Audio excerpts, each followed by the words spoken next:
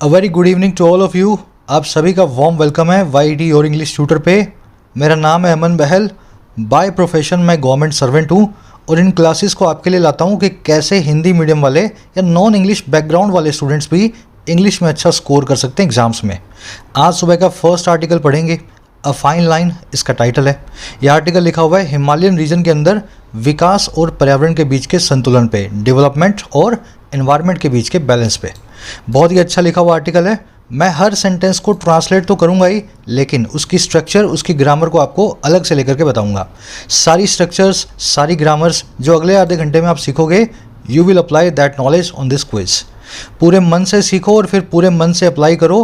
5 में से 5 मार्क्स आपको मिलने चाहिए। This should be your objective. चलिए शुरू करें क्लास को। आइए कुछ नया सीखते हैं।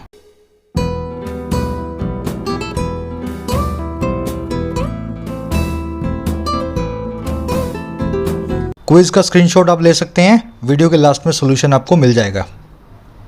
चलिए, कह रहा है अ फाइन लाइन।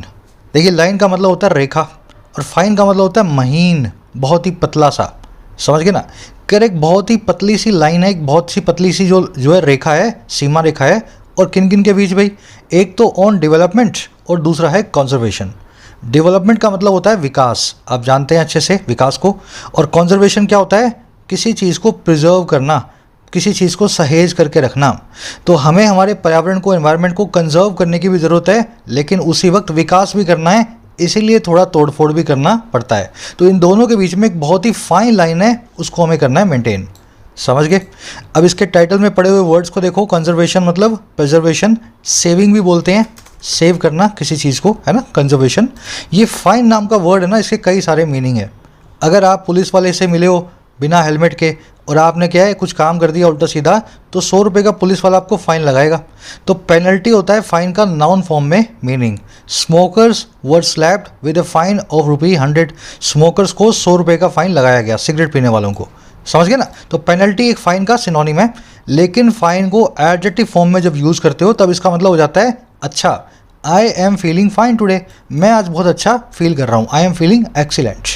और इसी तरीके से फाइन का एक और मीनिंग होता है एडजेक्टिव फॉर्म में, बहुत ही पतला। There is a fine difference between bravery and madness. एक बहुत ही पतला सा डिफरेंस होता है, बहुत ही छोटा सा डिफरेंस होता है बहादुरी और पागलपन के बीच में। अपने हकों के लिए आप लड़ोगे तो बहादुरी है, शेर से जाके लड़ोगे तो पागलपन है। समझ गए ना? तो एक फाइन डिफरेंस होता है दोनों के बीच।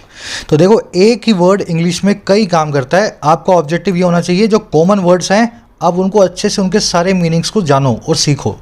चलिए आगे बढ़ते हैं टाइटल पैराग्राफ की तरफ। क्या कहना चाह रहा है इससे पता लगेगा। राइटिंग स्किल्स का कोर्स ऐप पे अवेलेबल है, YT और इंग्लिश ट्यूटर पे। 8 वीडियोज़ आ चुकी हैं, बेसिक से एडवांस में आपको राइटिंग सिखा रहा हूँ। तो जो भी UPSC, बैंक्स, SSC, IELTS के स्टूडेंट्स हैं, बेसिक से लिखना सीखना चाहते हैं, इस कोर्स को ज्वाइन कर सकते हैं। ये कोर्स आपको मिलेगा YT और इंग्लिश ट्यूटर ऐप पे। एंड्रॉइड से डाउनलोड करें, इसका लिंक मैंने कमेंट्स में डाल दिया है। अपना मोबाइल नंबर से लॉगिन करने के बाद स्टोर्ड स्टेप्स में जाकर के इस कोर्स को आप जो है बाय कर सकते हैं। इसी के साथ में SSC और बैंक्स के प्रीलिम्स के कोर्स भी रखे हुए हैं, बहुत ही कम अफोर्डेबल प्राइसेस में। मेंस के कोर्स भी 1-2 दिनों में आने वाले हैं। ठीक है, चलिए ज़रूर से डाउनलोड कर लेना ऐप को। कह रहा है infrastructure development and eco conservation should go hand in hand. कह रहा है 2 चीज़ें हैं। पहली है इंफ्रास्ट्रक्चर डेवलपमेंट। अब ये क्या होता है? इंफ्रास्ट्रक्चर का मतलब होता है ढांचा। हमारे ब्रिजेस, हाईवेज, है ना, जो सारी रोड्स हैं, ये सब इंफ्रास्ट्रक्चर का पार्ट है। जो देश का जो ढांचा है ना, उसको जो डेवलप करने का काम है, विकास करने का काम है। और दूसरा पर्यावरण को कंजर्व करने का काम है, पर्यावरण को बचाने का काम है। कह रहे हैं इन दोनों चीज़ों को ना शुड गो, जाना ही चाहिए हैंड इन हैंड, एक दूसरे के हाथों हाथ। तो दोनों का हाथ में हाथ मिला होना चाहिए। आप जब इंफ्रास्ट्रक्चर को डेवलप करो तब देश के एनवायरनमेंट के बारे में भी सोच करके ही आगे कदम बढ़ाओ। समझ गए? सब्जेक्ट है आपका इंफ्रास्ट्रक्चर डेवलपमेंट और दूसरा है इको कंजर्वेशन। इको का मतलब होता है इकोलॉजी, मतलब एनवायरनमेंट, एंड कंजंक्शन से जुड़े हुए हैं, इसलिए वर्ब है आपकी should go. Hand in hand का मतलब होता है मिल करके, साथ में, टुगेदर बोल दो, या इसको बोलते हैं इन टैंडम विद। अब देखो, हैंड इन हैंड से एक और इडियम बनती है हैंड इन ग्लव। दोनों का मतलब अलग है। जब आप किसी से मिल करके कोई अच्छा काम करते हो तब हैंड इन हैंड करते हो। जब आप किसी से मिल करके कोई बुरा काम करते हो तो हैंड इन ग्लव करते हो। समझे मेरी बात को? हैंड इन हैंड मतलब मिल करके किसी अच्छे को काम करना, और हैंड इन ग्लव का मतलब है किसी से मिल करके किसी सीक्रेट काम या गलत काम को करना। Prosperity goes hand in hand with literacy. Prosperity जो है, समृद्धि जो है, मिल करके चलती है शिक्षा के साथ। जो घर शिक्षित है वो घर समृद्ध भी होगा ही, आज नहीं तो कल। दोनों चीज़ें हैंड इन हैंड चलती हैं। लेकिन इस सेंटेंस को देखो, the ISI is considered to be working hand in glove with the Taliban militants. जो ISI है, पाकिस्तान की खुफिया एजेंसी, वो कंसिडर्ड है, मानी जाती है कि वो वर्क कर रही है गलत तरीके से सीक्रेटली तालिबान के मिलिटेंट्स लड़ाकों के साथ। तो कुछ अच्छा काम नहीं कर रही। अगर अच्छा कर रही होती तो हम यहाँ लिख देते हैं हैंड इन हैंड, ये गलत हो जाएगा। अब गलत काम हो रहा है तो हैंड इन ग्लव को लिखें। समझ गए ना, टेररिज्म की बात हो रही है यहाँ पे। चलिए, मीनिंग एक ही है लेकिन कॉन्टेक्स्ट अलग है। दोनों इडियम्स का ध्यान में रखें अपने दिमाग में। आज का ये जो आर्टिकल है फुल ऑफ लर्निंग लेसन्स है। 2 क्लासेस में जितना आप सीखते हो आज 1 क्लास में सीखोगे। कोशिश करता हूँ मैं 40 मिनट में जितना इसमें पैक कर सकूँ आपको समझा दूंगा। अब पहले देख लेते हैं वोकैबुलरी जो यूज़ होने वाली है इस आर्टिकल में। उससे पहले ऐड करना चाहूँगा एक छोटी सी चीज़ को। आप किसी भी एग्ज़ाम की तैयारी करते हो इंडिया के, जितना ज़रूरी उसके कॉन्सेप्ट सीखना है उतना ही ज़रूरी है लास्ट मोमेंट पे उसके एग्जाम्स को देना, मॉक टेस्ट को। और मॉक टेस्ट के अंदर टेक्स्ट बुक भारत का लीडिंग ब्रांड है। फॉर एग्जांपल आप देख पा रहे होंगे, चाहे SSC हो, चाहे बैंक्स हो, चाहे UPSC हो, चाहे डिफेंस हो, हर एग्ज़ाम के हज़ारों मॉक टेस्ट आपको मिलते हैं एक सिंगल पैकेज के अंदर। अब इन 23,000 मॉक टेस्ट का पूरा पैकेज आपको मिलता है 299 में 1 साल की वैलिडिटी के साथ, 499 में 3 साल की वैलिडिटी के साथ। बाय करते वक्त YT10 कूपन कोड लगाना फॉर एडिशनल 10% डिस्काउंट। ऐप का मैं बाइंग लिंक इसी वीडियो के कमेंट सेक्शन में डाल रहा हूँ। ये अपनी वोकैब शीट है। पिछले सारे वर्ड्स आपको इसी शीट में मिलेंगे। टेलीग्राम ग्रुप से आप जाकर के इसको डाउनलोड कर सकते हो। मैं रोज़ इसको अपडेट करता हूँ। आज अपने पास क्या नए वर्ड्स कम है, पुराने वर्ड्स ज़्यादा हैं। जो आपने पिछले दिनों में सीखे हैं ना, वही वर्ड्स को अपने आज यहाँ पे करने वाले हैं रिपीट। देखो, एक वर्ड था एवलांश। एवलांश बहुत दिन पहले आया हुआ वर्ड है। इसका मतलब होता है बर्फीला तूफान या फिर किसी चीज़ का सडन इमरजेंस, किसी चीज़ का बहुत बड़ी मात्रा में आपके सामने आ जाना, है ना। Many tourists are trapped in avalanche. बहुत सारे पर्यटक जो हैं फंस गए हैं एक बर्फीले तूफान में। और we received an avalanche of enquiries for our new course. हमने हमारे नए कोर्स के लिए एक तूफान को देखा इंक्वायरीज के। हर आदमी इंक्वायरी कर रहा था कि कैसे कोर्स मिलेगा, क्या क्या इसके अंदर हमें मिलेगा, है ना। तो इंक्वायरीज का तूफान सा आ गया, बवंडर सा आ गया। तो एवलांश वर्ड जो है बर्फीले तूफान और किसी चीज़ की बहुत बड़ी मात्रा को भी बताता है। एक ही वर्ड इंग्लिश में 2 काम करता है, इसलिए आपको ध्यान देना है। लैंड स्लिप बोल दें या स्नो स्लाइड बोल दें, इसके सिनोनिम्स हैं। चलिए, पुराना ही वर्ड था ये। अब देखो नया वर्ड, पुराना वर्ड एक और है सब्सटेंशियल। ऐसी चीज़ जो कंसीडरेबल हो, ऐसी चीज़ जिसमें सिग्निफिकेंस हो, इंपॉर्टेंट हो, जिसको नज़रअंदाज ना कर पाओ, कहलाती है substantial. The effects of lockdowns have been substantial. जो लॉकडाउन्स के इफेक्ट्स रहे हैं वो बहुत सब्सटेंशियल रहे हैं, ऐसे रहे हैं जिनको आप नज़रअंदाज नहीं कर सकते हो, है ना। नोटिसेबल भी इसको बोलते हैं। सब्सटेंट नाम के नाउन से बना हुआ है सब्सटेंशियल। इस वर्ड को भी आज आप फिर से देखोगे सब्सटेंशियल को। एनस्यूइंग, ऐसी चीज़ जो रिजल्टिंग हो या रिजल्टेंट हो, निकल करके आती हो एक रिजल्ट के तौर पे। जैसे आपने आपने मेहनत की और आपको सफलता मिली, तो सफलता जो है वो मेहनत के रिजल्ट से निकल करके आई है। सफलता मेहनत को एंस्यू करती है। समझ गए। The pandemic induced lockdowns and the ensuing unemployment have ruined the whole country. Pandemic से निकलने वाला जो लॉकडाउन है और उससे एंस्यू होने वाली जो अनएम्प्लॉयमेंट है, बेरोजगारी है, निकल करके आने वाली बेरोजगारी है, उसने रूइन कर दिया है पूरी इकॉनमी को, पूरे देश की अर्थव्यवस्था को, है ना। इस तरीके से आपको इसको यूज़ करना है। इसको आप कॉन्सिक्वेंट, सब्सिक्वेंट या फॉलोइंग भी बोल सकते हैं। अगला वर्ड है हमारा सेल्वेज। बहुत दिन पहले देख चुके हैं इस वर्ड को। बचा कुचा बटोर लेना कहलाता है सेल्वेज। घर में आग लगी हुई है, आपको पता है सब कुछ जल के खाक होगा, लेकिन भागते भागते आपने घर से 1-2 चीज़ें उठा ली। उठा क्यों ली? जो मिला वो ले जाऊं मैं। तो आप सैल्वेज कर रहे हो अपने सामान को, बचा कुचा जो बचा है उसको रेस्क्यू करने की कोशिश कर रहे हो। समझ गए ना, सैल्वेज का मतलब यही होता है। The PM issued a statement to salvage the reputation of scandal hit party.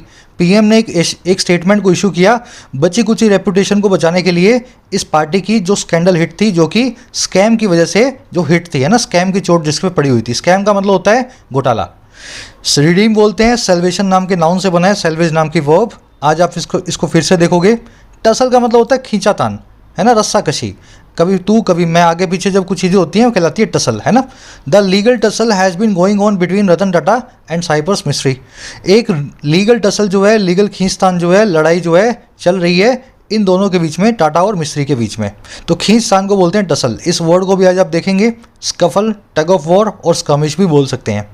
एक और वर्ड है हमारे पास परपेचुअल, जो हमेशा चलता रहे, नेवर एंडिंग हो, बहुत ही टिकाऊ हो, उसको कहते हैं perpetual. The monk was in A perpetual search of truth. Monk जो है, जो संत जो था, एक लंबी सी सर्च में था, तलाश में था ट्रूथ की, सच की खोज में, एक लंबी खोज में वो चला हुआ था। समझ गए? परपेचुअल को लॉन्ग लास्टिंग भी बोलते हैं। आज लास्टिंग इसका सिनोनिम आप आर्टिकल में देखोगे। पेरिनियल या इटर्नल भी बोल सकते हैं, जो कभी ख़त्म ना हो। लास्ट वर्ड है हमारा जो आज का नया वर्ड है, प्रॉन। प्रॉन का मतलब होता है डिफेंसलेस, किसी के सामने बिना डिफेंस के होना, किसी के सामने अपना बचाव ना कर पाना। इसको वल्नरेबल भी बोलते हैं। जैसे the poor and illiterate are prone to being involved in crimes. जो गरीब और अशिक्षित लोग होते हैं वो डिफेंसलेस होते हैं, प्रॉन होते हैं इन्वॉल्व होने में क्राइम्स के अंदर। ज़्यादातर क्रिमिनल आपको वही मिलेंगे जो या तो गरीब होंगे या अशिक्षित होंगे या दोनों ही होंगे, है ना। ज़्यादातर क्रिमिनल जो हैं इन दोनों कारणों की वजह से क्राइम की दुनिया में आते हैं। तो प्रोन होते हैं वो डिफेंसलेस होते हैं इस चीज़ के सामने। समझ गए? ससेप्टिबल इसका एक सिनोनिम है। वल्नरेबल, डिफेंसलेस और ससेप्टिबल एक दूसरे के सिनोनिम्स हैं। प्रोन टू के बाद में हमेशा जीरेंड यूज़ होता है या नाउन यूज़ होता है। तो प्रोन टू बीइंग, यहाँ पे बी नहीं लिखा मैंने, बी नहीं लिखा, बीइंग है ना, वर्ब की आईएनजी फॉर्म। आ जाओ अब समरी टाइम। आर्टिकल किस बारे में लिखा हुआ आपको पता लगे। देखो, हिमालयन रीजन में हम रोज़ सुन रहे हैं लैंडस्लाइड्स हो रहे हैं, लोग जो है मरते जा रहे हैं। किस वजह से? क्योंकि वहाँ पे भूकंप आता है, पहाड़ गिर जाता है टूट करके। अब ये क्यों हो रहा है हिमालयन रीजन में? क्योंकि वहाँ पे एनवायरनमेंट डिग्रेड हो रहा है डेवलपमेंटल प्रोजेक्ट्स की वजह से। वहाँ पे डैम बन रहे हैं, पावर प्रोजेक्ट्स बन रहे हैं, जो कि हमारी ज़रूरत भी है। हमारा आर्टिकल ये कह रहा है कि इन दोनों चीज़ों को आपको बैलेंस बना के चलना होगा। वहाँ पे उतने डैम बनाएं जितना कि एनवायरनमेंट को आप नुकसान सह सकें, क्योंकि हर डैम बनने के साथ, हर पावर प्रोजेक्ट के साथ में उसकी एक कॉस्ट है जो आपको चुकानी पड़ेगी आने वाले वक्त में। हमारी पार्टी जो है, रूलिंग पार्टी, अभी दोनों के बीच में बैलेंस बनाने की कोशिश कर रही है, और आर्टिकल भी यही कर रहा है कि बैलेंस बनाने की बहुत ज़रूरत है इन द लॉन्ग टर्म। समझ गए ना? अब डिटेल में देखेंगे क्या क्या प्रॉब्लम्स हैं इस रीजन की। आज की टोन है एडवाइजिंग, एडवाइस कर रहा है क्या हमारी सरकार को करना चाहिए इस रीजन के अंदर। समझ गए? आज का मैं आपको डिस्क्रिप्टिव क्वेश्चन लास्ट में दूंगा सेशन के। फटाफट शुरू करते हैं सेशन को। कह रहा the need for infrastructure development in the Himalayan region rubs up against the environmental and ecological challenges that they pose। अब ये बता रहा है ज़रूरत क्या है हमें सोचने की। कह रहा है जो ज़रूरत है ना, नीड, और किसकी भाई? ढांचे की डेवलपमेंट की, इंफ्रास्ट्रक्चर डेवलपमेंट की। रोड बनाए, हाईवे बनाए, पुल बनाए। कह रहा है ये जो ज़रूरत है ना, और कहाँ पे भाई? हिमालयन रीजन के अंदर, उत्तराखंड और हिमाचल के अंदर। कह रहे ये जो नीड है ना, ये रब अप अगेंस्ट करती है, ये इन कॉन्फ्लिक्ट विद है, ये बिल्कुल उल्टी चलती है। और किसके खिलाफ चलती है भाई? एनवायरमेंटल और इकोलॉजिकल चैलेंजेस के खिलाफ, पर्यावरण की उन चुनौतियों के खिलाफ जो कि ये नीड पॉज करती है, जो कि ये ज़रूरत खड़ा करती है। तो हमें इंफ्रास्ट्रक्चर डेवलपमेंट की बहुत ज़रूरत है इस रीजन में। लेकिन जैसे ही इंफ्रास्ट्रक्चर आप डेवलप करोगे, एनवायरमेंटल को आप नुकसान पहुंचाओगे, चैलेंजेस को पैदा करोगे, और यही चैलेंजेस के खिलाफ ये नीड है। दोनों के बीच में आपको विरोधाभास मिलेगा। समझ गए? नीड आपका सब्जेक्ट है, रब अप अगेंस्ट आपकी वर्ब है। रब अप अगेंस्ट का मतलब होता है किसी से कॉन्फ्लिक्ट में होना, किसी से उल्टा चलना। मैं आपको बोल रहा हूँ पूर्व में चलना है, आप बोल रहे हो नहीं मैं पश्चिम में जाऊँगा। The whistle blower activist has been rubbing up against several corrupt politicians for years. ये जो विसल ब्लोअर एक्टिविस्ट है, ये ऐसा एक्टिविस्ट जो कि गलत कामों पे विसल बजाता है, सबको बताता है मीडिया के अंदर कौन से गलत काम है। विसल ब्लोअर होता है जो सबका ध्यान खींचे गलत चीज़ों की तरफ। कह रहा है जो एक्टिविस्ट है ये रब अप अगेंस्ट कर रहा है, ये कॉन्फ्लिक्ट में आ रहा है बहुत सारे करप्ट पॉलिटिशियन से कई सालों से। तो जब पॉलिटिशियन की पोल खोलोगे तो उनसे कॉन्फ्लिक्ट तो होगा ही, रब अप अगेंस्ट कर रहा है। समझ गए ना? ये फ्रेजल वर्ब आपके लिए शायद नहीं होगी। दे की वर्ब है यहाँ पे पॉज। अब एक छोटा सा कॉन्सेप्ट मैं आपको करवाऊंगा, उससे पहले सवाल पूछ लेता हूँ आपसे। हिमालयन से पहले द क्यों लगा है?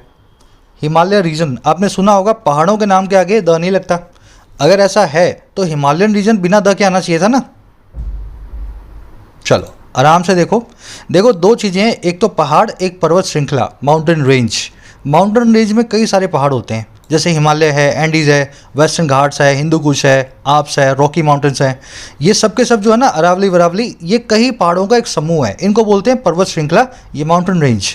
माउंटेन रेंज अपने आगे हमेशा द लेगी, लेकिन अगर एक इंडिविजुअल पहाड़ की बात करोगे ना, पर्वत की चोटी की बात करोगे, उसके आगे द नहीं आता। तो माउंट एवरेस्ट के आगे द नहीं आएगा, लेकिन हिमालय के आगे द आता है। K2 के आगे, माउंट ब्लैंक के आगे द नहीं आएगा, लेकिन हिंदू कुश, वेस्टर्न घाट्स और अरावली के आगे द आता है।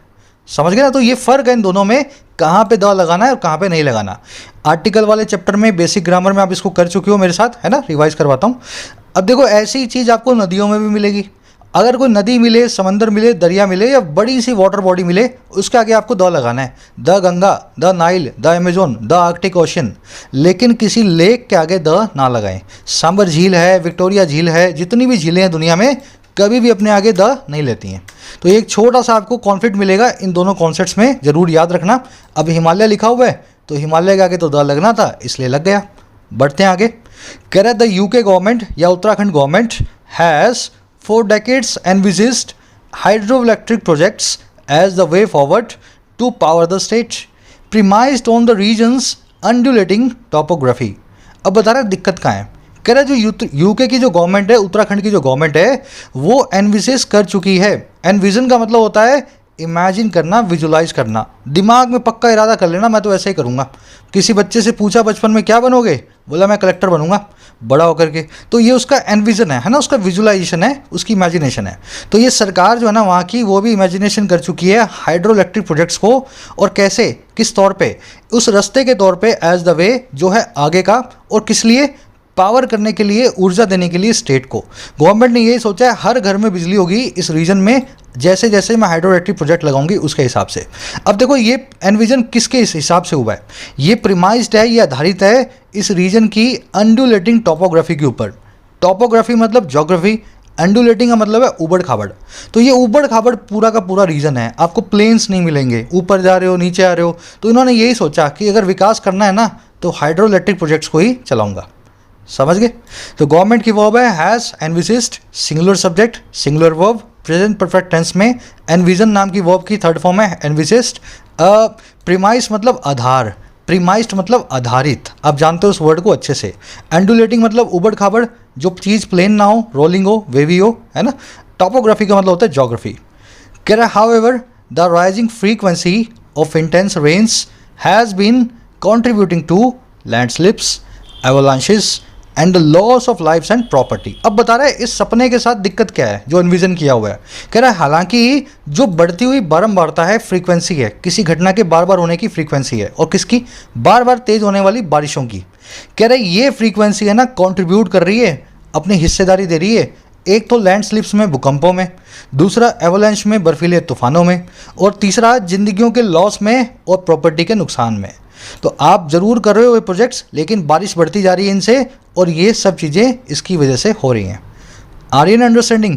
फ्रीक्वेंसी सब्जेक्ट है, इसकी वर्ब है has been contributing to present perfect continuous tense में।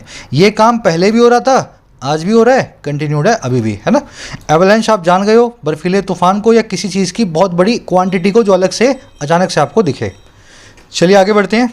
कह रहा all of this has a bearing on hydro electric projects being situated in terrain prone to environmental shocks. कह रहा अब ये बारिशें हो क्यों रही है, रीज़न बताएगा। कह रहा ये सब चीज़ें जो है ना ऊपर हमने बोली हैं, कह रहा ऑल ऑफ दिस, इसका एक बेरिंग है, कनेक्शन है, एक लिंक है, और किसके ऊपर है भाई, हाइड्रो इलेक्ट्रिक प्रोजेक्ट्स के ऊपर, बिजली बनाने वाले प्रोजेक्ट्स के ऊपर। और वो प्रोजेक्ट्स जो सिचुएट किए जा रहे हैं, जो लोकेट किए जा रहे हैं, बनाए जा रहे हैं इस टेरेन में, इस एरिया में, रीजन में, जो रीजन डिफेंसलेस है, प्रोन है एनवायरमेंटल शॉक्स के सामने।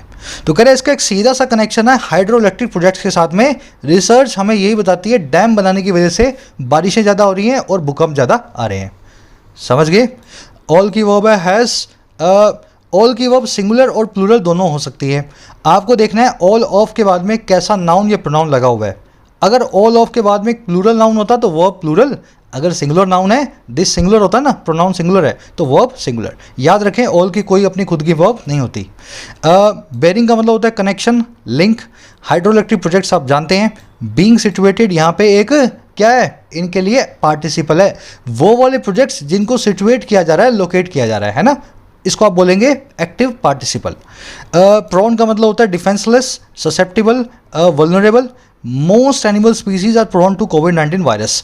ज़्यादातर एनिमल स्पीसीज जो हैं डिफेंसलेस है कोविड-19 वायरस के सामने। अगर वायरस शरीर में घुसेगा तो उनको कोविड की बीमारी करेगा। बढ़े आगे, चलिए। कह रहा है in the aftermath of the devastating Kedarnath floods of 2013 the supreme court ordered a halt to hydroelectric projects या hydro projects in the Alaknanda and Bhagirathi river basins pending a review on whether they exacerbated the damage। अब बता रहे हैं 2013 में क्या हुआ था। कह रहा है आफ्टरमाथ में देखो in the aftermath of, in the wake of, या इसकी जगह लिख दो आफ्टर या फॉलोइंग। सबका मतलब है बाद में। कह रहे बाद में, आफ्टरमाथ में बहुत ही डिवास्टेट करने वाली, डिस्ट्रॉय करने वाली, तबाही लाने वाली केदारनाथ की फ्लड्स के, जो थी 2013 की। कह रहा है इस घटना के बाद हुआ क्या, जो हमारी द सुप्रीम कोर्ट है ना, उसने ऑर्डर कर दिया एक स्टॉपेज को, एक हॉल्ट को, और किस चीज़ को, सभी हाइड्रो प्रोजेक्ट्स को अलकनंदा और भागीरथी रिवर के बेसिन्स में। और कब तक, जब तक एक रिव्यू पेंडिंग हो इस चीज़ पे, वेदर हाँ के ना, ये सब चीज़ें, ये सब प्रोजेक्ट्स एक्सेसरबेट करते हैं या नहीं डैमेज को, और ज़्यादा ख़राब बनाते हैं नहीं चोट को। तो सुप्रीम कोर्ट ने यही बोला, अब करवाएंगे इंक्वायरी। 2013 की फ्लड आ चुकी है, अब एक इंक्वायरी होगी। जब तक इंक्वायरी पूरी ना हो जाए और पता ना लग जाए कि कितना इनसे नुकसान हो रहा है, तब तक ये सारे प्रोजेक्ट्स को हम स्टॉप कर रहे हैं। समझ गए। द सुप्रीम कोर्ट, इसकी वो है ऑर्डर्ड। सरकारी संस्था है, एस भी बड़ा है, सी भी बड़ा है, द इसके आगे लगा हुआ है। The RBI, the RDI, the CBI, the supreme court, the ED, हर सरकारी संस्था के आगे आप द को लगाएं। आफ्टरमाथ ऑफ बता दिया ना मैंने आपको, बाद में, इन द वेक ऑफ भी बोल सकते हैं। हॉल्ट का मतलब होता है स्टॉपेज। दे की वो है एक्सेसरबेट। एक्सेसरबेट का मतलब होता है चीज़ों को और बद से बदतर बनाना, वर्सन करना या एक्सेसपरेट करना, ये भी इसका एक सिनोनिम है। ये वर्ड्स इतने कॉमन हैं, आपको लगते हैं बड़े बड़े, लेकिन हज़ारों बार आप इनको देखोगे राइटिंग में अपनी जो है रीडिंग के अंदर। अगर रोज़ रीड करते हो तो ऐसे वर्ड्स आपके फिंगर टिप्स पे होने चाहिए। चलिए आगे बढ़े। कह last few years have seen considerable friction on this issue, especially because the future of hydro projects is closely linked to National Mission for Clean Ganga या NMCG program। कह रहे पिछले कई सालों में क्या हुआ, कह रहे द लास्ट फ्यू ईयर्स, उन सालों ने देखा है, हैव सीन देख चुके हैं, बहुत ही ज़्यादा फ्रिक्शन को, बहुत ही ज़्यादा तनाव को इस इशू के ऊपर। तो 2013 से 2021 तक आपने इसी चीज़ पे बहुत तनाव देखा है कि वहाँ पे प्रोजेक्ट्स को चलने दें या ना चलने दें। कह रहा है खास करके इसलिए, स्पेशली बिकॉज जो फ्यूचर है हाइड्रो प्रोजेक्ट्स का, वो बहुत क्लोजली जुड़ा हुआ है नेशनल मिशन क्लीन गंगा से, एनएमसीजी से, नमामि गंगे से। समझ गए ना। तो इस मिशन के अंदर आपको बहुत सारे हाइड्रो प्रोजेक्ट्स तो बनाना ही है। अब ये मिशन को अगर हाइड्रो प्रोजेक्ट्स नहीं बना के दोगे तो ये फेल हो जाएगा, और हाइड्रो प्रोजेक्ट्स पे सुप्रीम कोर्ट ने रोक लगा रखी है। तो इस वजह से पिछले कई सालों में हम तनाव देखते आ रहे हैं। अब ये फ्यू ईयर्स की वर्ब है हैव सीन, फ्यूचर की वर्ब है is closely link to passive voice में। कंसीडरेबल मतलब सब्सटेंशियल, सिग्निफिकेंट, देख चुके ना इस वर्ड को। ऐसी चीज़ जिसको आपको कंसीडर करना ही पड़े, जिसको आप नज़रअंदाज ना कर सको। फ्रिक्शन होता है आपस का घर्षण, आपस की आपकी कॉन्फ्लिक्ट, है ना, तनाव भी बोल सकते हो। चलो आगे बढ़ेंगे। सिंपल आर्टिकल कह रहा for the health of the river it must be allowed to flow unimpeded and hydro power projects are an obstacle. कह रहे हेल्थ के लिए इस रिवर की स्वास्थ्य के लिए, कह रहे इनको अलाउ कर देना चाहिए इस रिवर को, इसको याद मिलनी चाहिए कि ये फ्लो करे बिना रुके। एनएमसीजी प्रोजेक्ट ये चाहता है कि जितना कम से कम रुकावटें हों गंगा के पूरे बहाव में, उतना ही अच्छा है।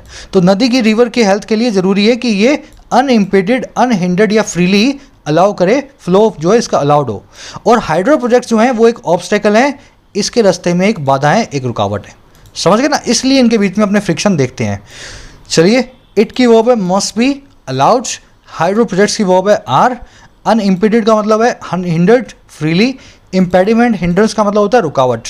अगर कोई चीज़ अनइम्पेडेड आगे बढ़ रही है तो उसमें कोई भी रुकावट नहीं है, फ्रीली या अनहिंडर्ड वो आगे बढ़ रही है ना। इट की वर्ब है must be allowed passive voice में, प्रोजेक्ट्स की वर्ब है आर। ऑब्स्टेकल का मतलब होता है रुकावट, इसको हिंड्रेंस या इम्पेडिमेंट भी बोलते हैं, रास्ते का रोड़ा होता है रुकावट, है ना। अनइम्पेडेड बना कैसे है, देखो इम्पेडिमेंट है ना, हिंड्रेंस, इम्पेडिमेंट, ये रुकावट के सिनोनिम है। आपने अनइम्पेडेड वर्ड को बनाया है इम्पेडिमेंट से ही। अनइम्पेडेड मतलब जिसके रास्ते में रुकावट ना हो, जो फ्रीली मूव कर सके, अनहिंडर्ड आगे बढ़ सके। बढ़े आगे। कह रहा committee of experts recommended to the court that almost all hydro power projects cleared by the government for construction be scrapped। अब एक कमेटी बनी इसी चीज़ पे एक्सपर्ट्स की।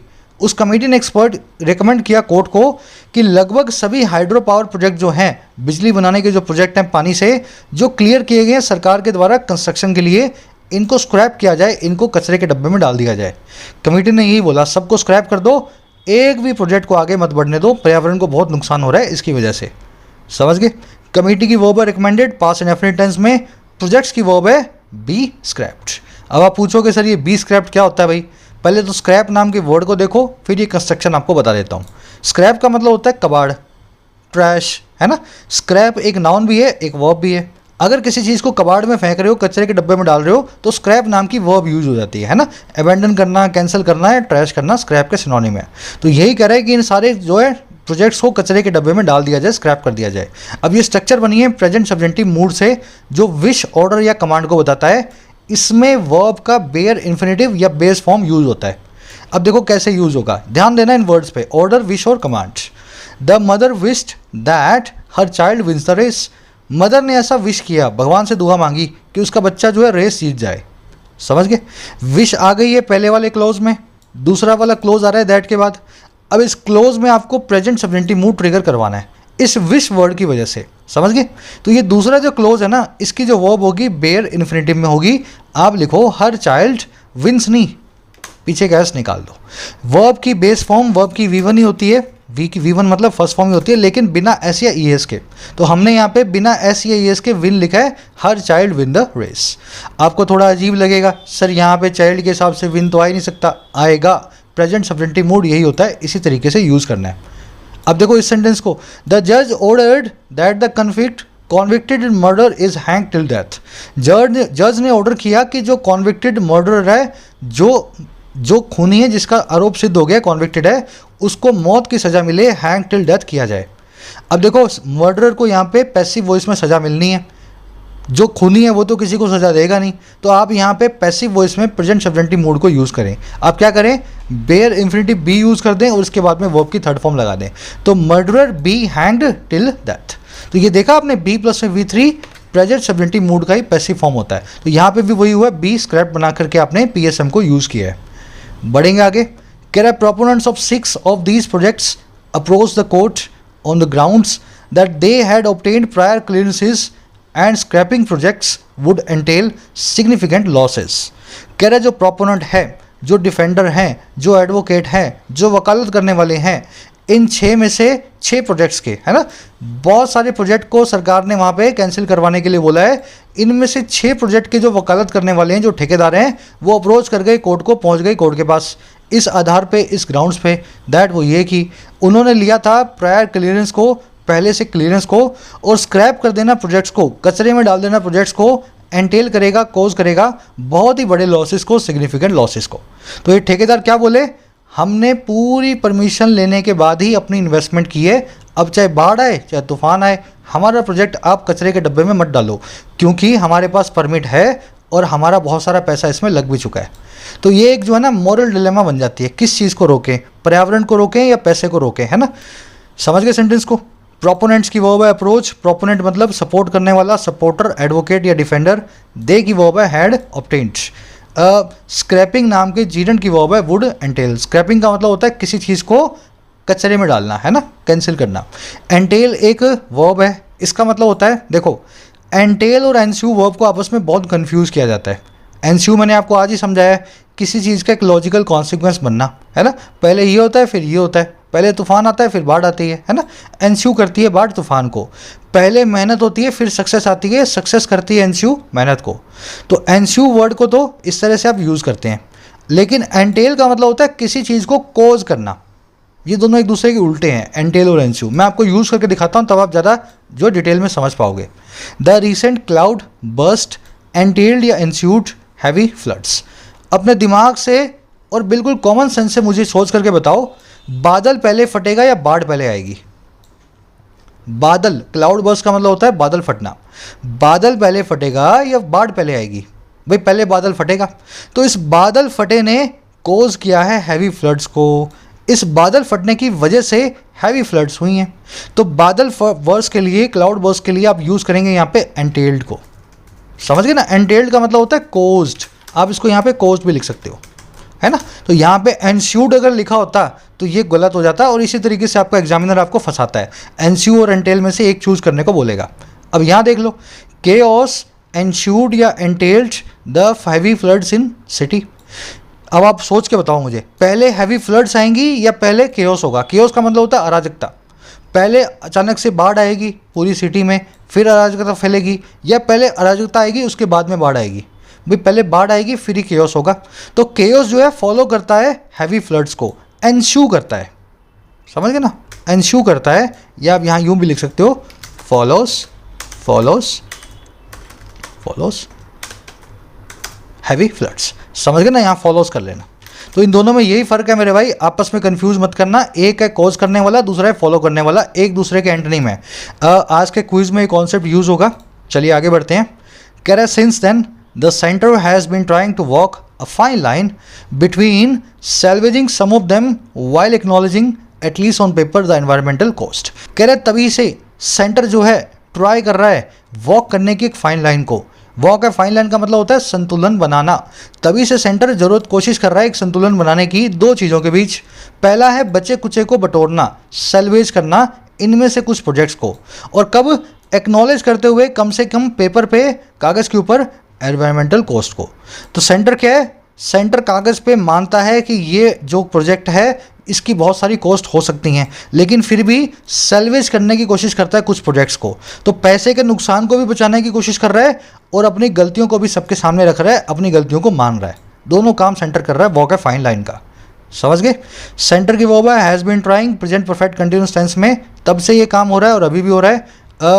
वॉक है फाइन लाइन मतलब एक बैलेंस को बनाना। सेल्वेज का मतलब होता है बचा कुचा बटोरना, सेव करना, रेस्क्यू करना।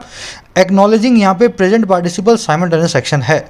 जब सेंटर ये काम कर रहा है ट्राई करने का, तभी वो एक्नॉलेज भी कर रहा है इस काम को। खाना खाते हुए मैं टीवी देख रहा था, एक्नॉलेज करते हुए सेंटर इस काम को ट्राई कर रहा था। समझ गए। बढ़े आगे। कंजंक्शन चैप्टर में करवा चुका हूँ डिटेल में, है ना, सारी कंजंक्शन जा करके आप जो है बेसिक ग्रामर को देख लो। कह रहा there have been divisions even within various central ministries. अब बता रहा है सरकार के अंदर भी झगड़ा है। कह रहा बहुत सारे डिविजन्स हैं, बहुत सारी फूट पड़ी हुई हैं, और किन के बीच में, यहाँ तक कि वेरियस सेंट्रल मिनिस्ट्रीज के बीच में। डिवीजन मतलब फूट, हैव बीन मतलब रही हैं, है ना।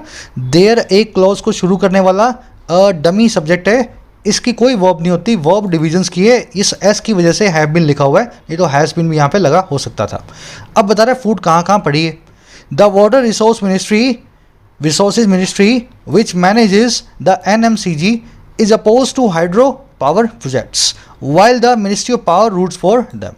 कह रहे जो जल विभाग है, वाटर रिसोर्सेज मिनिस्ट्री है, जो मैनेज करती है इस NMCG प्रोजेक्ट को, कह रहे ये अपोज टू है हाइड्रो प्रोजेक्ट्स के, जितने भी बिजली के प्रोजेक्ट्स हैं उनके खिलाफ है। कह रहे जबकि जो पावर मिनिस्ट्री है, जो ऊर्जा मिनिस्ट्री है, इन प्रोजेक्ट्स के लिए रूट फॉर करती है, उनको सपोर्ट करती है। तो इन दोनों के बीच में झगड़ा चल रहा है मिनिस्ट्रियों के बीच में। एक चाहती है कि एनवायरनमेंट को बचाया जाए, दूसरा चाहती है कि जितनी हो सके उतनी पावर को जनरेट किया जाए, है ना।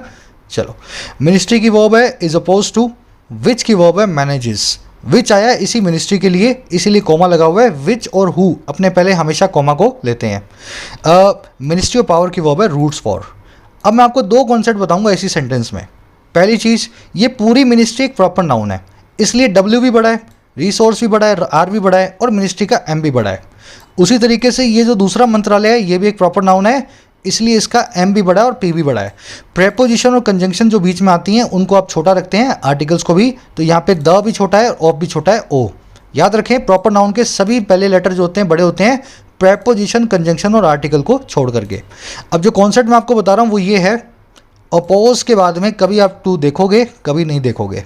Farmers opposed to the 3 farm laws। Farmers are oppose to the 3 farm laws। इस पहले वाले में अपोज्ड में जो टू है इसको आप निकाल दोगे, और बाद वाले में जो अपोज्ड है इसके बाद में टू रखोगे। तो आपको मुझे बताना है इन दोनों अपोज में क्या फ़र्क है, एक से सौतेला व्यवहार क्यों किया जा रहा है। वैसे ही मैरिड के साथ में भी होगा, पहले आप सोच लो, फिर मैं आपको फॉर्मूला लिखा हुआ आपके सामने, थोड़ा अपने दिमाग पे जोर डालो। चलो, फॉर्मूला पढ़ लोगे तो वैसे समझ में आ जाएगा। मैरी और अपोज दो ऐसी खास वर्ब्स हैं जो ट्रांजिटिव हैं, इनके बाद में कोई प्रेपोजिशन नहीं आती। अगर ये सेंटेंस में मेन वर्ब बन के आए तो इनके बाद में कोई टू, कोई विद कुछ नहीं लगाना। लेकिन मैरी और अपोज दो एडजेक्टिव्स भी हैं, अगर ये बी फैमिली वर्ब्स के बाद में आ जाए, इज, एम, आर, वॉज, वर, तो ये अपने बाद में टू को ले लेते हैं। समझ गए। मेन वर्ब है तो कोई प्रेपोजिशन नहीं, इज, एम, आर, वॉज, वर के बाद में आ रहे हैं तो क्या करेंगे, इनके बाद में आप टू को लगाएंगे।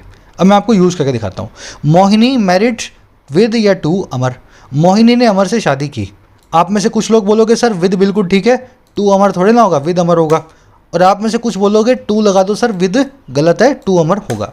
दोनों बातें गलत हैं। मोहिनी यहाँ पे मैरी कर रही है, मैरी एक मेन वर्ब है, मेन वर्ब मैरी के बाद में कोई प्रपोजिशन नहीं आती। मोहिनी सब्जेक्ट, मैरी आपकी मेन वर्ब। तो यहाँ पे क्या लिखोगे आप, कुछ नहीं लिखोगे मेरे भाई, इनको निकाल दो। मोहिनी मैरिड अमर, समझ गए। अब यहाँ देखो, मोहिनी इज मैरिड टू अमर, मोहिनी अमर से शादीशुदा है, अमर से शादीशुदा है। मैरिड यहाँ पे एक एडजेक्टिव है, इज के बाद आ रहा है, is am are was were, इनके बाद में अगर मैरिड आ जाए एडजेक्टिव तो आप यहाँ पे टू को लगाएंगे। अब ये टू बिल्कुल ठीक है। वैसे ही farmers oppose the 3 farm laws, farmer आपका सब्जेक्ट, अपोज आपकी मेन वर्ब, मेन वर्ब के बाद में कोई प्रपोजिशन नहीं, तो opposed to the farm laws नहीं, अपोज द फार्म लॉज बिल्कुल ठीक है।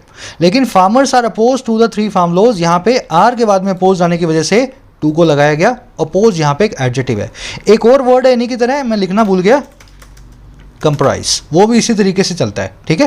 तो आप देख लेना, यहाँ पे इज लगा हुआ है इसलिए अपोज टू है, अगर इज ना होता तो अपोज के बाद में टू ना लिखा होता। ये सब इतना मुश्किल नहीं है, लेकिन उसके लिए मुश्किल है जो रोज़ रीडिंग ना करे। आपको आधा घंटा रीडिंग को रोज़ देना पड़ेगा, ये सब चीज़ें आपको नींद में भी याद होंगी, है ना, नींद में भी, अगर आप रोज़ आधा पौना घंटा रीडिंग को देते हो तो। कह रहा है through the years whenever a group of experts has recommended a cessation of infrastructure development, there is always another group of experts usually affiliated to government institutions that differ and recommend the opposite. अब बता रहा सरकारी मिनिस्ट्रियों की तरह सरकारी विभागों में भी झगड़ा है। कह रहे कई सालों के दौरान, थ्रू द ईयर्स, कह रहे जब जब कोई ग्रुप ऑफ एक्सपर्ट्स जो है, जब जब कोई विशेषज्ञों का कोई समूह है, उसने रिकमेंड किया है एक सेसेशन को, एक पूरी तरह से रोकने के काम को। सेसेशन का मतलब होता है डिसकंटिन्यूएशन, और किसका, ढांचे की डेवलपमेंट का, इंफ्रास्ट्रक्चर डेवलपमेंट का। तो जब जब कोई पैनल ऐसा बोल देता है ना कि यहाँ पे ब्रिज या रोड मत बनाओ, वहीं उसी वक्त एक दूसरा एक ग्रुप ऑफ एक्सपर्ट्स भी होता है जो अक्सर जुड़ा होता है सरकार के इंस्टीट्यूशन से, जो डिफर करता है, जो इससे डिफरेंस दिखाता है, अलग होता है, और रेकमेंड करता है बिल्कुल ऑपोजिट। समझ गए। तो साइंटिस्ट का कोई एक्सपर्ट का ग्रुप होगा, वो बताएगा कि यहाँ पे हिमालय रीजन में आप नया डैम मत बनाओ। वहीं पे एक सरकारी ग्रुप ऑफ एक्सपर्ट्स निकल करके आएगा और वो बोलेगा ये डैम तो बनाना बहुत ही ज़रूरी है, नहीं बना तो यहाँ पे तबाही आ जाएगी, है ना। तो इस तरीके से जो साइंटिस्ट एक्सपर्ट्स भी हैं एक दूसरे से डिफरेंस रखते आए हैं। समझ गए। ग्रुप ऑफ एक्सपर्ट्स की वर्ब है हैज़ रिकमेंडेड, सेसेशन का मतलब होता है किसी चीज़ का स्टॉपिंग, डिसकंटिन्यूएशन। इज की वर्ब है, ये इज जो है ग्रुप ऑफ एक्सपर्ट्स की वर्ब है दूसरे वाले, देयर के बाद आ रहा है ना, इसलिए इज का जो सब्जेक्ट है वो इसके बाद में रखा हुआ है। एफिलिएटेड टू मतलब connected to, related to, that की वर्ब है डिफर एंड रेकमेंड। चलिए, कह रहा था avalanche in Chamoli this February that destroyed 2 power projects and killed at least 200 was only the latest reminder of the fraud risks that committees and their tussles inadequately account for. कह रहा है अब इन बंदरों की लड़ाई में हो क्या रहा है हिमालयन रीजन में। यहाँ पे एक ग्रुप ऑफ एक्सपर्ट्स, यहाँ पे दूसरा ग्रुप ऑफ एक्सपर्ट्स, तो इनकी आपस की खींचतान में क्या हो रहा है। कह रहा है जो एविलांच आया है चमोली में इस फरवरी के अंदर, चमोली में जो इस बार बर्फीला तूफान आया, जो तबाही आई, जिसने डिस्ट्रॉय कर दिया 2 पावर प्रोजेक्ट्स को और मार दिया लगभग 200 लोगों को। कह रहा है ये जो एविलांच है ना, इस प्रकार का ये जो एविडेंस है, कह रहे ये महज सबसे नया ताज़ा तरीन रिमाइंडर था, और किसका, उस भरे हुए रिस्क का, उस भरे हुए जोखिम का जो ये कमेटियां और उनकी खींचतान इनएडिक्वेटली, अपर्याप्त तौर पे अकाउंट फॉर करती हैं, रीजन बनती हैं। तो इनकी खींचतान में वक्त निकलता जाता है, कुछ काम हो नहीं पाता, प्रोजेक्ट्स बनते जा रहे हैं और एविडेंस आते जा रहे हैं, लोग मरते जा रहे हैं, है ना। तो इनकी खींचतान से और कमेटियों से कोई भी चीज़ का नतीजा नहीं निकल रहा। अब ये सेंटेंस समझा देता हूँ कैसे बना है। एविलांच की वर्ब है was, singular subject singular verb. ये एविलांच के बताया गया बारे में, वो एविलांच जिसने डिस्ट्रॉय किया और मार दिया इतने लोगों को। तो ये दैट नाम का रिलेटिव प्रोनाउन एविलांच को एज ए क्या लेके बैठा है, अपना एंटीसीडेंट। दैट की 2 वर्ब्स हैं, डिस्ट्रॉयड और किल्ड। फ्रॉड का मतलब होता है भरा हुआ, फिल्ड। कमिटी और देयर टसल्स की वर्ब है अकाउंट फॉर। अकाउंट फॉर का मतलब होता है रिस्पॉन्सिबल फॉर होना, किसी चीज़ के लिए जिम्मेवार होना। तो इनकी लड़ाई हो रही है, कोई जिम्मेदारी लेने को तैयार नहीं है। चलिए आगे बढ़ते हैं। मैं थोड़ा फास्ट प्रोसेस कर रहा हूँ क्योंकि आर्टिकल सिंपल है, फास्ट प्रोसेस करना भी आपको आना चाहिए। यूट्यूब में स्पीड का ऑप्शन होता है, आप स्पीड को कम कर सकते हैं अगर आपको ज़्यादा लग रही है तो। कह रहा है the centre has been saying that it is not too keen on new hydro power projects and is only permitting those that are at least 50% complete to go ahead given the sunk cost. कह रहे centre ऐसा कहती आ रही है, केंद्र सरकार ऐसा कह रही है कि ये बिल्कुल भी कीन नहीं है, उतारू नहीं है, एंथुजियास्ट नहीं है, और किस बारे में, नए हाइड्रो पावर प्रोजेक्ट्स के बारे में। और महज ये परमिट कर रहा है, इज़ ओनली परमिटिंग, इजाज़त दे रहा है उन वालों को, उस तरह के प्रोजेक्ट्स को जो कम से कम 50% कंप्लीट हो गए हैं, और परमिट कर रहा है आगे बढ़ने का, गो अहेड करने का। और किस वजह से, कंसीडर करते हुए देखते हुए गिवन संक कॉस्ट को, ऐसी कॉस्ट को जिसको रिकवर नहीं किया जा सकता। तो सेंटर एक ही बात कह रहा है, हम नए प्रोजेक्ट नहीं बनाएंगे, लेकिन जो बन चुके हैं 50% पूरे हो चुके हैं, जिसमें बहुत इन्वेस्टमेंट हो चुकी है, जिसको रिकवर नहीं कर सकते, हम उनको परमिट कर रहे हैं, एक बार उनको पूरा बनने की इजाज़त दे रहे हैं। और बात भी बिल्कुल ठीक है। सेंटर की वर्ब है हैज़ बीन सेइंग, इट की वर्ब है इज़, और इट की वर्ब है इज़ नॉट परमिटिंग। इट की दो वर्ब है ना, इट इज़ और इट इज़ नॉट परमिटिंग। कीन का मतलब होता है उतारू होना, एंथुजियास्ट होना, किसी चीज़ के बारे में जोशीला होना। दैट की वर्ब है आर। चलिए, गो अहेड का मतलब होता है आगे जाना। संक कॉस्ट एक ऐसी कॉस्ट होती है किसी प्रोजेक्ट में जो लग गई है और उसको रिकवर नहीं किया जा सकता। समझ गए ना, आपने मजदूर बुला लिए, मिस्त्री बुला लिए, 3 दिन वो बैठे रहे, काम उनसे कुछ करवाया नहीं, अब भले प्रोजेक्ट को बंद कर दो लेकिन मजदूरों की मजदूरी आपको देनी पड़ेगी। तो ये है संक कॉस्ट, जिसको आप सिंक कर चुके हो, डुबो चुके हो। गिवन और गिवन दैट के बीच का डिफरेंस आप जानते हैं, बहुत बार कर चुके हैं, आज इसको हम डिटेल में नहीं देखेंगे, है ना। पिछली कोई क्लास देख लेना, गिवन और गिवन दैट के बीच का डिफरेंस। चलिए, कह रहे while such statements have been made in parliament, they do not appear in latest affidavit to the court. So there are concerns on whether this is indeed a lasting policy commitment. अब बता रहा है centre की बात से हमें दुख क्या है, गलती क्या है इसमें। कह रहे जहाँ ऐसी स्टेटमेंट्स बनाई गई है पार्लियामेंट में ऐसे स्टेटमेंट्स को कई बार दिया गया है, जो ऊपर वाली स्टेटमेंट है ना इस तरह की।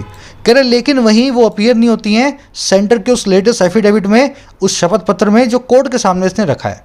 तो कह रहे इसलिए कंसर्न्स हैं, चिंताएं हैं, देयर आर कंसर्न्स इस चीज़ पे हाँ के ना ऑन वेदर कि वास्तव में ये इंडीड एक टिकाऊ पॉलिसी कमिटमेंट है, लास्टिंग पॉलिसी कमिटमेंट है या नहीं। तो सेंटर ने कहा जरूर है पार्लियामेंट में खड़े होकर के, पर कहीं ये जुमलेबाजी ना निकले, क्योंकि कोर्ट के एफिडेविट में सेंटर ने ये बात कहीं भी नहीं लिखी है। तो सबको यही लग रहा है ये पॉलिसी आज कह रहे हैं, हो सकता है 2 साल बाद ये पॉलिसी लॉन्ग टर्म में आपको टिकाऊ ना दिखाई दे। समझ गए। स्टेटमेंट्स की वर्ब हैव बीन मेड, दे की verb do not appear. Statements के लिए यूज हुआ दे। एफिडेविट का मतलब होता है शपथ पत्र। कंसर्न मतलब चिंता, इसकी वर्ब है आर। दिस की वर्ब है इज। इंडीड का मतलब है वास्तव में, रियली।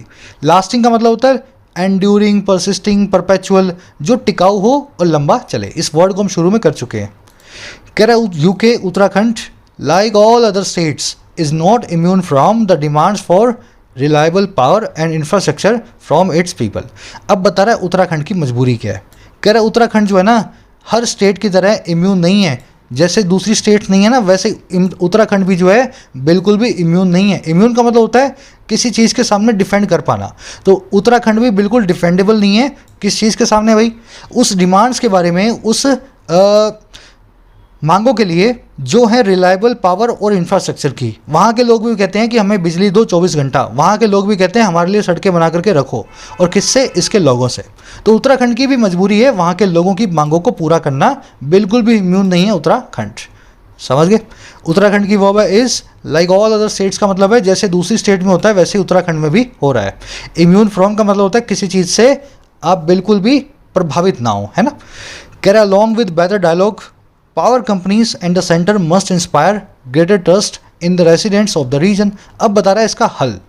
कह रहा है बेटर डायलॉग के साथ साथ, अलॉन्ग विद, इस चीज़ के साथ साथ, बहुत अच्छी बातचीत के, बेटर डायलॉग के, कह रहा है ये तो करनी है, इसके साथ साथ पावर कंपनियां और सेंटर को इंस्पायर करना पड़ेगा और ज़्यादा ट्रस्ट को वहाँ के लोगों में, रेसिडेंट्स में, और कहाँ के, इस रीजन के, उत्तराखंड के। और देखो ट्रस्ट कैसे आएगा, infrastructure development will have to necessarily account for regions constraints. Infrastructure की जो डेवलपमेंट है उसको फ्यूचर में करना ही पड़ेगा, इस काम को, has to, have to, had to, है ना, हैव टू, उसको, इस काम को करना ही पड़ेगा, बहुत ही ज़रूरी तौर पे नेसेसरली अकाउंट फॉर करने का, जिम्मेदारी लेने का, इस रीजन की लिमिटेशंस को, इस रीजन की सीमाओं को, कंस्ट्रेंट्स को। तो इस रीजन में खुलेआम डेवलपमेंट नहीं हो सकती है, अंधाधुंध नहीं हो सकती है। जो भी प्रोजेक्ट आप बनाओ सोच समझ के बनाना इसी चीज़ को, कि यहाँ पे अंधाधुंध डेवलपमेंट का मतलब है लोगों की तबाही। तो जो भी करना है ना, इस चीज़ को आप अकाउंट फॉर करते हुए करेंगे, इन सारी लिमिटेशंस को। समझ गए। बहुत ही सिंपल आर्टिकल था, मैं कहूँगा। कंपनीज और सेंटर की वर्ब है मस्ट इंस्पायर। इंस्पायर ट्रस्ट का मतलब होता है लोगों में ट्रस्ट को जगाना। डेवलपमेंट की वर्ब है will have to. Account for आप जानते हैं, कंस्ट्रेंट मतलब लिमिटेशन। अब फटाफट से काम करेंगे, हम जाएंगे अपने क्विज़ की तरफ। आज के क्विज़ को देख लेते हैं कैसे कॉन्सेप्ट उसमें हमने रखे हैं। एक लाइक और एक शेयर ज़रूर से देना। पूरी वर्कशॉप बना के लाया हूँ क्लास को, बहुत सारी चीज़ें आपको आधे घंटे में डिलीवर करने की कोशिश करता हूँ। देखो भाई, पहला कॉन्सेप्ट है अपोज के बाद में कब लगाना है टू और कब नहीं लगाना, अच्छे से मैं आपको सिखा चुका हूँ। अपोज टू या अपोज बिना टू के कब आता है, मैरी और अपोज दोनों वर्ब कैसे काम करती है। फिर दूसरा, एंटेल और एंस्यू के बीच का डिफरेंस आपको देखना है। पहले सफलता आती है, पहले मेहनत आती है, तो आपको चेक करना है एंटेल पहले आएगा या एंस्यू पहले आएगा। फिर वेयर, वॉर और वियर्स और वेयरिंग, आपको यहाँ पे प्रेजेंट सब्जेंटिव मूड को चेक करना है थर्ड वाले में। भाई यहाँ पे डिक्टेट को इशू किया गया है ना, डिक्टेट का मतलब होता है एक डिमांड, एक बहुत ही बड़ा फरमान होता है ना, डिमांड को इशू किया गया है, तो प्रेजेंट सब्जेंटिव मूड की कौन सी वर्ब यहाँ पे यूज़ होगी। और लास्ट में गिवन और गिवन दैट के बीच का डिफरेंस आपको चेक करना है। अच्छा, इसमें सेल्वेज नाम के वर्ड को करेक्ट मीनिंग को आपको बताना है। सेल्वेज वर्ड हम देख चुके हैं, बचा कुचा, है ना।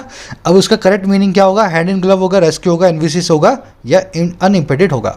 तो पांचों क्वेश्चंस मैं कहूँगा बहुत ईजी हैं। कमेंट सेक्शन में फर्स्ट कमेंट में इनके आंसर्स मैं डाल रहा हूँ, वहाँ से आप चेक करना। अपने आंसर्स को मेरे से मैच करके अपना स्कोर मुझे ज़रूर से बताएं। एक क्वेश्चन भी आपके सामने पुट कर रहा हूँ मैं, आपको हिमालयन रीजन के अंदर शॉर्ट टर्म में डेवलपमेंट या लॉन्ग टर्म में एनवायरनमेंट, दोनों में से एक को चूज़ करना हो तो कैसे चूज़ करेंगे। बहुत ही सीधा सा क्वेश्चन है। क्या आप बैलेंस बनाएंगे, क्या आप शॉर्ट टर्म में डेवलपमेंट को ज़्यादा प्रायोरिटी देंगे, किस तरीके से आप चाहते हैं कि सरकार अपनी पॉलिसी को डिज़ाइन करे फॉर द हिमालयन रीजन। मैं भी कोशिश करूंगा लिखने की, आप भी लिखना, 3 सेंटेंस में लिख करके कमेंट्स में डालना, रोज़ लिखने की प्रैक्टिस करो। राइटिंग स्किल्स या एसएससी बैंक्स किसी भी कोर्स के लिए आपकी कोई भी क्वेरी हो, इस नंबर पे व्हाट्सअप करें, आपको पूरा यहाँ पे गाइडेंस जो है मिल जाएगा, है ना। ऐप को ज़रूर से डाउनलोड कर लें।